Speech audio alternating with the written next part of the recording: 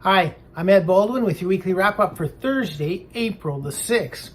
Well, the markets were mostly lower this week on profit-taking.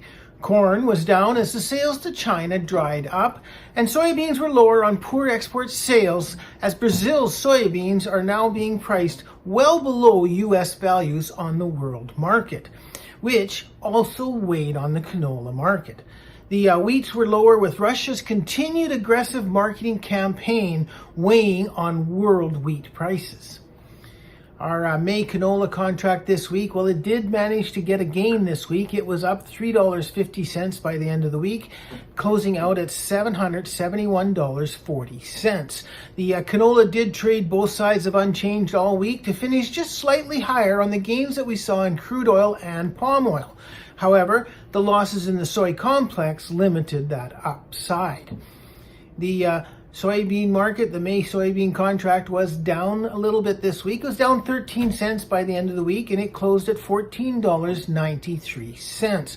The May corn contract, well, it was down 17 cents over the week, and it closed out at $6.44. And our May oat contract, well, it was down 24 cents a bushel this week, closing at $3.40. And the May Minneapolis spring wheat contract, it also lost 24 cents over the week and closed at $8.72. The wheats, well, they were down this week on a forecast for improved weather next week in the U.S. growing regions and on lower EU wheat prices, with the Russian wheat now the cheapest wheat being offered and continuing to dominate that export market. Our Canadian dollar this week, well, it was up slightly. It was up 1/3 cent, up 33 basis points, and closed at 74.32.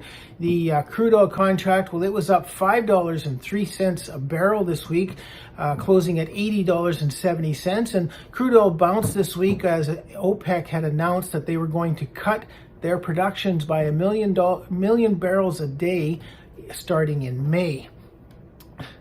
For next week, well, this weekend is Easter weekend, and we have seen some profit taking ahead of this holiday.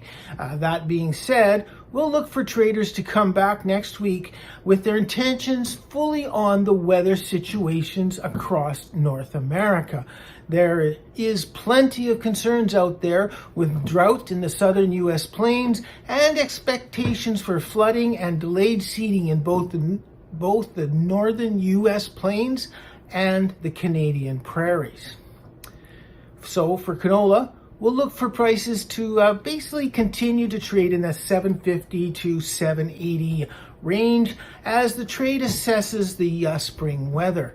And for spring wheat, well, we'll look for some sideways trade there as well, with support down in that $8.50 area and resistance up near the $9 area.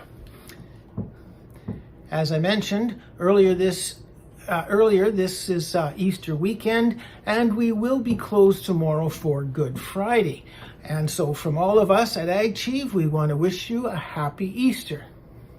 I'm Ed Baldwin with your weekly wrap-up for Thursday, April the 6th.